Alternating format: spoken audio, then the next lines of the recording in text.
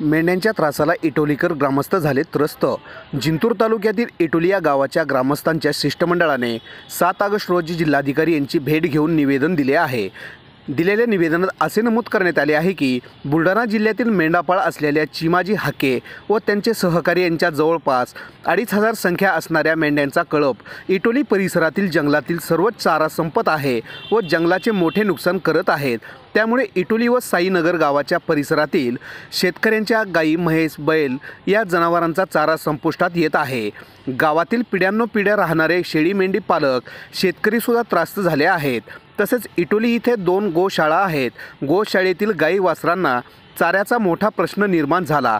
बाहेरील जिल्ह्यातील आलेल्या या व्यक्तीमुळे गावातील तणावपूर्वक परिस्थिती इटोली गावात निर्माण झाली आहे। ती व्यक्ती नियमाचे उल्लंघन करत आहे। वन विभागाच्या नियमानुसार या मेंढापाळांना त्यांच्या मेंढ्यांना 2 ते 3 दिवसाचा थांबण्यासाठी वेळ दिला जातो, परंतु आता हे लोक इथे स्थानिक झाल्यासारखे राहिले आहेत। त्यामुळे गावातील शेतकऱ्यांच्या गाई व म्हैशी जनावरांचा मोठा चाऱ्याचा प्रश्न उद्भवला आहे। या संदर्भात ग्रामस्थांनी त्या व्यक्तीकडे विनंती केली असता तो ग्रामस्थासोबत अरेरावी भाषात धमकी देऊन बोलत आहे, म्हणून वन विभागामार्फत त्यांच्यावर योग्य ती कारवाई करावी अशी विनंती या निवेदनाच्या माध्यमातून जिल्हाधिकारी यांना ग्रामस्थांनी केली आहे। निवेदनावर शेकडो ग्रामस्थांच्या स्वाक्षऱ्या आहेत। इटोलीच्या सर्व इटोली तालुका जिंतूर जिल्हा परभणी।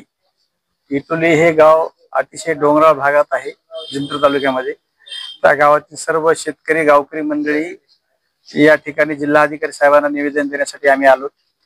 सरपंच सहित सर्व गावकरी मंडळी या ठिकाणी आम्हाला बुलढाणा जिल्ह्यातील चिमाजी हाके व त्याचे काही साथीदार त्याचे अलग अलग आमच्या भागामध्ये इटोली असेल, साईनगर तांडा असेल, त्या भागामध्ये अलग अलग त्याचे जवळपास मेंढ्याचे कळप आहेत आणि त्या कळपामुळे त्या जंगलातलं संपूर्ण चारा उद्ध्वस्त झालेला आहे।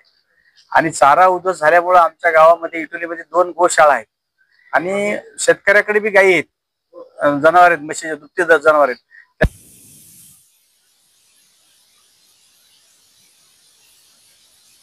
ही गोष्ट आमच्या इथं इटोलीतील धनगर हातकर समाज हा भरपूर जुना, म्हणजे त्यांचा पारंपरिक व्यवसाय आहे मेंढपाळाचा। शेळ्या मेंढ्या त्यांच्याकडे पण 10-20 आहेत।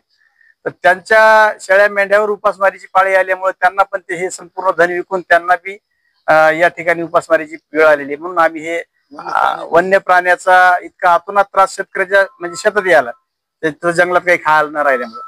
आणि राहिला प्रश्न बाहेरचे मेंढपाळाचा, तर हे चिमाजी हाके जे बुलढाणा जिल्ह्यातले असतील मेंढपाळ यांनी जास्तीत जास्त पहिला परिस्थिती कशी होती, वन विभागाचे लोक त्यांना 2 दिवस किंवा 3 दिवस मुक्कामाला थांबू देत होते, कायमस्वरूपी थांबू देत नव्हते।